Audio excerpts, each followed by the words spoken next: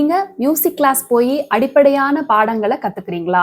அப்படி பேசிக்ஸ் எல்லாம் கத்துக்கும் போது என்ன மாதிரியான டெக்னிக்ஸ் பயன்படுத்தணும் அப்படின்னு தெரியணுமா? அடிப்படையான ஸ்வரங்களை நல்லா புரிஞ்சுக்கிட்டு, ஸ்ருதி, தாளம் இத பத்தியெல்லாம் நல்லா தெரிஞ்சுக்கிட்டு பாடணும் அப்படின்னு நினைக்கிறீங்களா? அதே நேரத்துல உங்களோட பிரெத் கண்ட்ரோல நல்லா இன்க்ரீஸ் பண்ணி பாடணும்னு முயற்சி பண்றீங்களா? அப்படின்னா நீங்க கத்துக்க வேண்டிய லெசன் அலங்காரம் அப்படிங்கிற ஒரு முக்கியமான லெசன். அந்த லெசன்ல நாம நிறைய வகையான தாளங்கள் பத்தி படிப்போம். அதுக்கு முன்னாடி நிறைய பேசிக் வரிசைகளான சரளி வரிசை, ஜண்ட வரிசை, அப்பர் ஸ்தாயி, தாட்டு வரிசை இதெல்லாம் கத்துக்கிட்டு இருந்தா கூட நாம அலங்காரம் அப்படிங்கிற லெசன் வரும்போது தாளத்திலையும் ஃபோக்கஸ் பண்ணி அதே நேரத்துல பாடுறதுலயும் கவனம் செலுத்தி பாடணும்.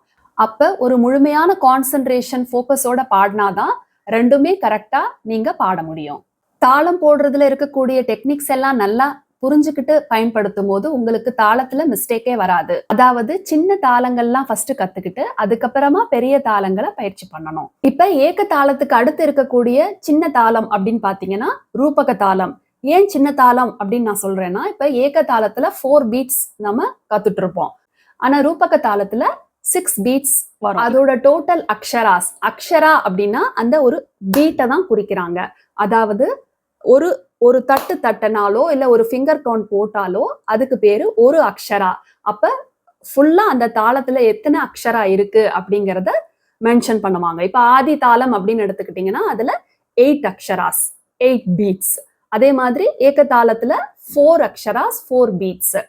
இப்ப ரூபக தாளம் எடுத்துக்கிட்டீங்கன்னா 6 அக்ஷராஸ், அதாவது 6 பீட்ஸ்.